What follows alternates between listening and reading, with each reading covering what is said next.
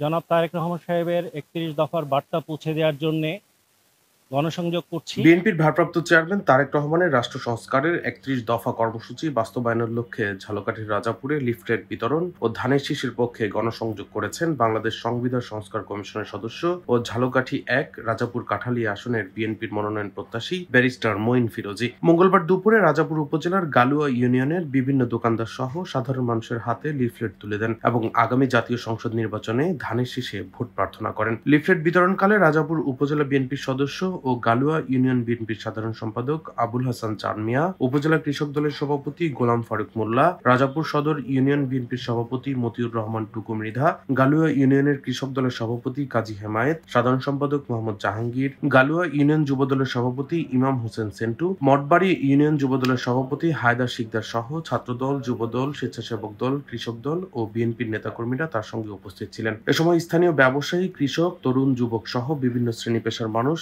Barrister Moin ফিরোজীর সাথে কুশল বিনিময় করেন এবং তার উদ্যোগকে সাধুবাদ জানান। ব্যারিস্টার মঈন ফিরোজী বলেন, বাংলাদেশে ন্যায় বিচার, গণতন্ত্র, মানবিক মর্যাদা ও সাম্য প্রতিষ্ঠার কোনো বিকল্প নেই। জনগণের অধিকার সুরক্ষা, আইন শৃঙ্খলার প্রতিষ্ঠা এবং সুশাসন নিশ্চিত করাই হচ্ছে সময়ের প্রধান চ্যালেঞ্জ। আর এই লক্ষ্য বাস্তবায়নের জন্যই বিএনপির ভারপ্রাপ্ত চেয়ারম্যান দেশনায়ক তারেক রহমান রাষ্ট্র কাঠামো মেরামতের যে ৩১ দফা কর্মসূচি ঘোষণা করেছেন তা বাস্তবায়নের লক্ষ্যে কাজ করা হচ্ছে। এই ৩১ দফা কেবল একটি রাজনৈতিক কর্মসূচি নয়, বরং একটি জাতির জন্য দিক নির্দেশনা, যেখানে মানুষের মৌলিক অধিকার, স্বাধীন বিচার ব্যবস্থা, জবাবদিহিতামূলক প্রশাসন ও সুষ্ঠু নির্বাচনের নিশ্চয়তা দেওয়ার অঙ্গীকার রয়েছে।